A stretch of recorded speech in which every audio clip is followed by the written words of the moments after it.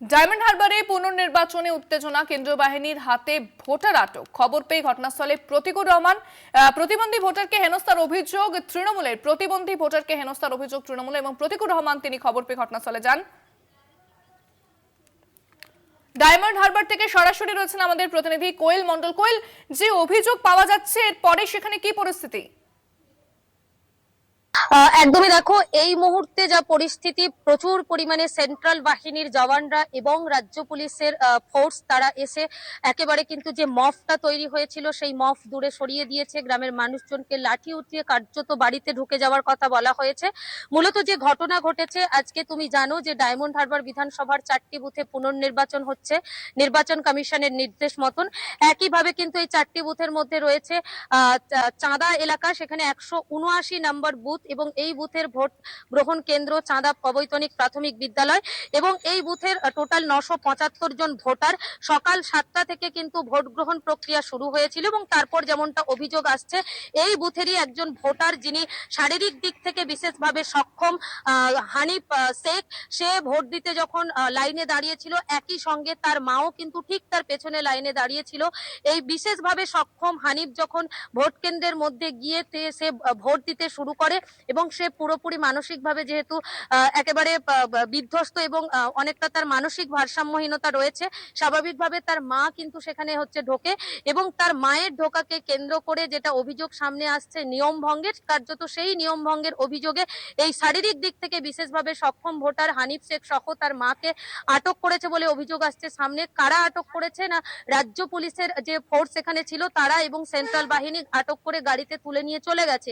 ঠিক এরই প্রতিবাদে কিন্তু এলাকার মানুষজন ক্ষোভে ফেটে পড়ে। তাদের বক্তব্য যে গোটা এলাকার মানুষজন জানে এবং সরকারিভাবে তার মেডিকেল সার্টিফিকেট রয়েছে যে সে কত শতাংশ প্রতিবন্ধী, তা সত্ত্বেও সে যখন ভোট দিতে গেছে কোনো অসুবিধে হলে অন্য কেউ যায়নি, শুধুমাত্র তার মা ভেতরে ঢুকেছে। তাহলে কেন এই আচরণ করা হলো, ভোটারকে আক্রমণ করা হলো, ভোটারের প্রতি এই আচরণ করা হলো এবং তাদেরকে কেন তুলে নিয়ে যাওয়া হলো, হেনস্থা করা হলো, তারই প্রতিবাদে সরব হয় গ্রামের মানুষজন। ঘটনার খবর পেয়ে ঘটনাস্থলে আসে তৃণমূল নেত্রী তথা দক্ষিণ 24 পরগনা জেলা পরিষদের তৃণমূল সদস্যা মনমোহিনী বিশ্বাস। উপস্থিত হন তৃণমূলের মুখপাত্র প্রতিকুর রহমান। মনমোহিনী বিশ্বাসের নেতৃত্বে এখানে স্লোগানিং করতে দেখা যায় এলাকার সাধারণ ভোটারদেরকে এবং তারা তীব্র প্রতিবাদ জানায় এই ঘটনার।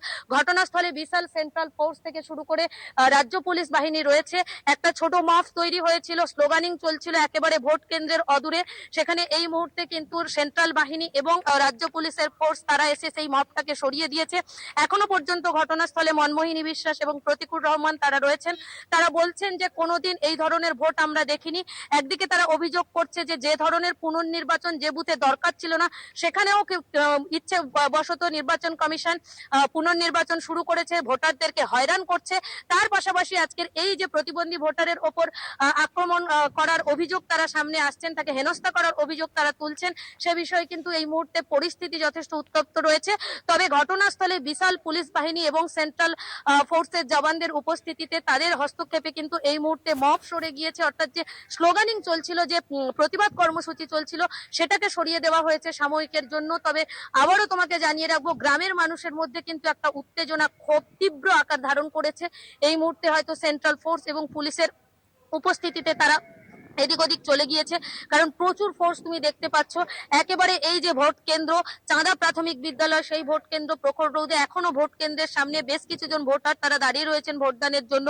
প্রচুর পরিমাণে পুলিশ রয়েছে এবং সেন্ট্রাল ফোর্সের জওয়ানরা রয়েছে, তারা পরিস্থিতি নিয়ন্ত্রণে এনেছেন এই মুহূর্তে।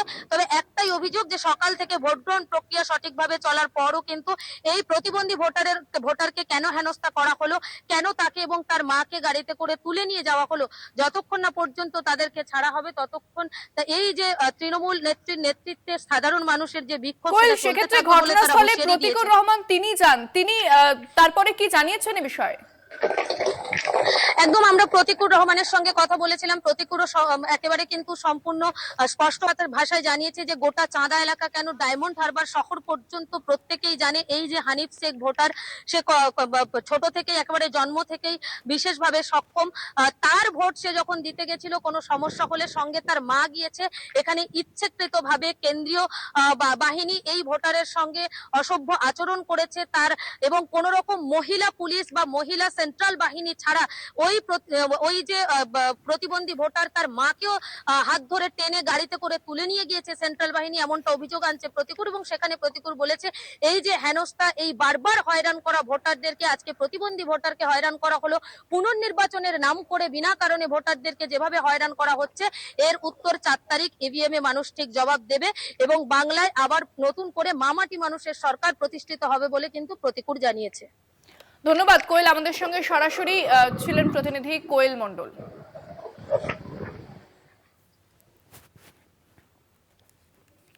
প্রতিবন্ধীকে অবিলম্বে ধরা হলো কেন, জবাব চাই। ধিক্কার।